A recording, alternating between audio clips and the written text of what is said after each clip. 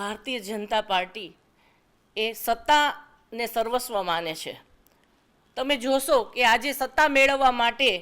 ભાજપના આગેવાનો દ્વારા સરકારી તંત્રનો અને ભારતીય જનતા પાર્ટીના ગુંડાઓનો સહારો લઈને હરીફ પાર્ટીઓના ઉમેદવારોને લલચાવી, ફોસલાવી, ધમકાવી અને ચૂંટણીના જે ફોર્મ છે એ પરત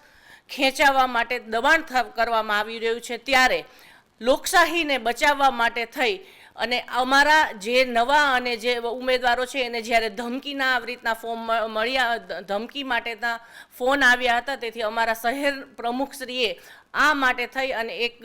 જે નવા ઉમેદવારો છે જેને ધમકી મળી છે એવા ડઝનેકથી ઉપરના જે ઉમેદવારો છે એને અજ્ઞાત સ્થળે લઈ ગયા છે અને જે 15 તારીખ જે ખેંચવાનો એટલે કે ફોર્મ ખેંચવાનો જે સમય છે ત્યાં સુધી એ લોકોને અજ્ઞાત સ્થળે લઈ ગયા છે. પણ ખાસ હું રાજકોટની જનતાને પણ કહીશ કે જે લોકો આ રીતે ડરાવી ધમકાવી અને જે શાસન કરે છે તો આવા કુશાસનને તમે પડકાર આપો અને આવા કુશાસનનો નાશ કરી અને સુશાસન જે છે એ લાવો એવી હું રાજકોટની જનતાને પણ નમ્ર અપીલ કરું છું.